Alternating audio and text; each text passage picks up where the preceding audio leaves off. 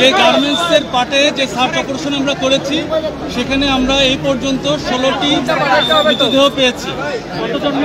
16টি মৃতদেহ পেয়েছি।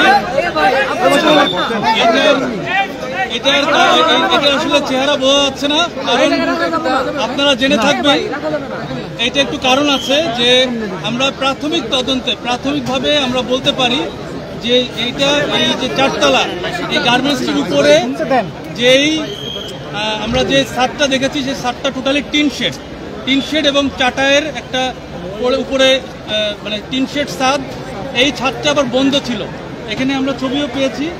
এই ছাদে যে উপরে যে গ্রিলের একটা দরজা ছিল, 2টা তালা মারা ছিল। এটা এখনো তালা মারাই রয়েছে। এই কারণে উপরের দিকে আপনার যেতে পারে নাই।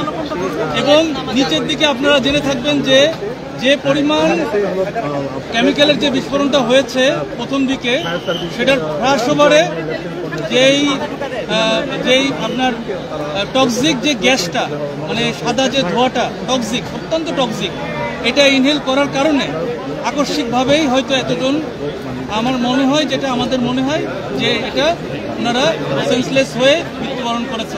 পরবর্তীতে তারা আর এসকেপ করতে পারেন নাই। এখানে এই 16 জন এই 16টা মৃতদেহ আমরা পেয়েছি।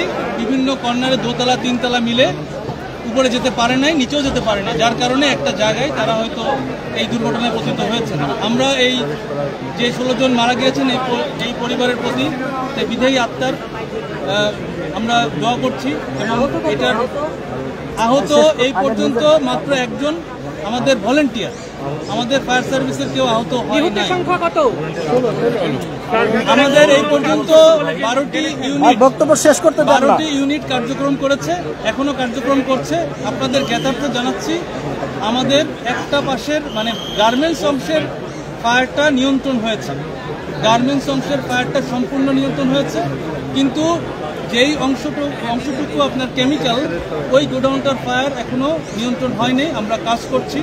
আপনারা দেখেছেন যে আমরা আমাদের যে টেকনোলজি রয়েছে, লুপ 60, ড্রোন, আমাদের যে গ্রাউন্ড মনিটর, সব মানে যেটা হিউম্যান ছাড়া মানে মানুষ ছাড়া যেসব টেকনোলজি দিয়ে আমরা ফায়ার ফাইটিং করছি, এটা এখনো চলমান রয়েছে।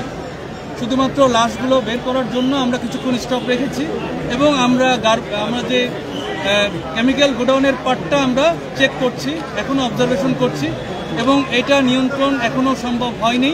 এটা নিয়ন্ত্রণ হতে হয়তো আরো সময় লাগবে। আমরা কাজ করে যাচ্ছি।